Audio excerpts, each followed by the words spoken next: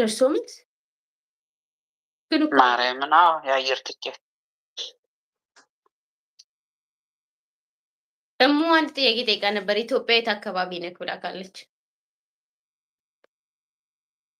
ነው እየተሰማ መስሎኛል። አልነገርም፣ በሜሴጅ ልክልሻለሁ።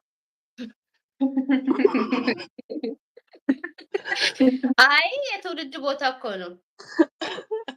አድራሻውን እኮ አይደለም፣ ጀስት ሀገሩን ፕራይቬት ነው። አይቻልም። በጣም ነው የሚያሳዝነው። ግን ያውኑ ችግርማ በጣም ተጽዕኖ አሳድሮብናል። ሳስቡሳት መዘዞ ነኝ ጎንደር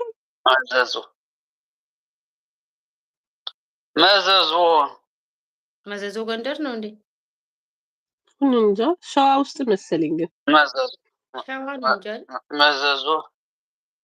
መዘዞ ወደ ሸዋ ወቤት ነው። ግን ጎንደርም አለ። ጎንደር ውስጥ ጎንደር ያለው አዘዞ ነው፣ መዘዞ የለም። አዘዞ ነው መዘዞ።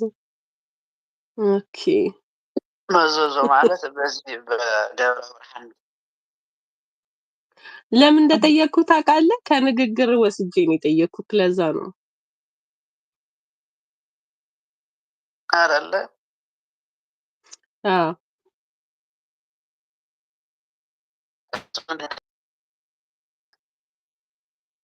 ኦኬ አረቄን ፉት ጭራሽ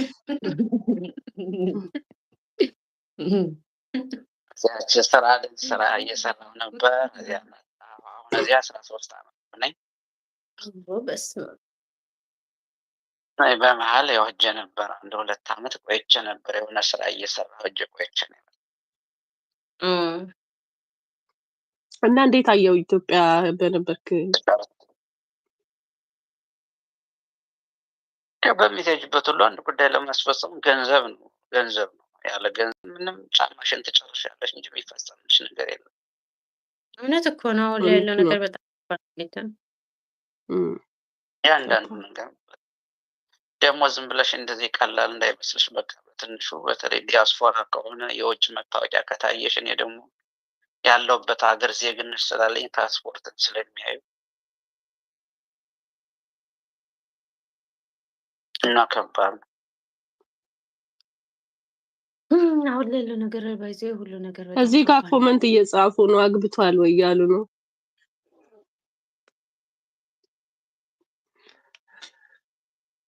እንጂ ለምንድን ነው ይሄን ሚዲያ ላይ ምንትን የምትሉ? ለምን እንትን ነው ድምጽ እንትን አትሉት? እኔ እኮ እንዴት እንደ ወንድም ነው። ሌላም እኮ ላወራችሁ ነበር።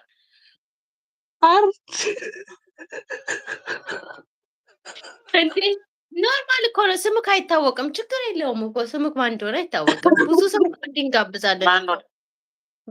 ማነው ደግሞ አግብቷል የሚለኝ? ኮመንት ላይ ወይ የሆነ ገንዘብ አያያዝ ላይ ተመችቷት ነው የምትለኝ። አግብቷል ወይ ብላችሁ ጠይቁት አሉ። ስምክ እኮ አይታወቅም፣ ድምጽክ እንጂ ችግር የለውም ማለት ብዙ ድምጽን ሰምተው እኮ ነው ያሉት። አዎ ሪከርዶች እኮ አሉን፣ አይተህ ከሆነ ማለት ነው። ብዙ ቪዲዮዎች አሉን። እኛ ስም አንጠራም፣ ፎቶ አልለጥፍም። ግን አስተማሪ ነገሮች ሲኖሩ እንዲህ ገብቶ ይነግራሉ። አሁን አንተ ከተናገርከው ላይ ብዙ እህቶች ወንድሞቻችን ሊማሩበት ይችላሉ። የገንዘብ አያያዝን አሁን ላይ ያለውን ሀገር ላይ ጉዳይ ምናምን ብዙ ሰዎች ሊማሩበት ይችላሉ። ገባ አይደለ? እኛ ስም አልጠራንም፣ ማንነትን አያውቁም። እኔ በየትኛውም ሀገር የሚኖሩ እህቶችና ወንድሞች ማለት ነው ለቤተሰብ አሁን ሳንቲም የምትልኪ ከሆነ የመጨረሻ እየባሰባቸው ነው የሚሄድና ሰነፍ ነው የሚሆነው። የመጨረሻ እነሱ ሞራላቸውን መግደል። እኔ ድሮ ይደሰቱ እያልኩ ለየገና የፋሲካ ምናምን ዝም ለእንድል እያንዳንዱ ልካለሁኝ። 5 ቤተሰብ ካለ ለ5ቱም 50 ሺህ ብር ልክላቸዋለሁ እና ያን ተከፋፍለው ብታይ በቃ እርሻ ሁሉ ሊያቆም ሆነ።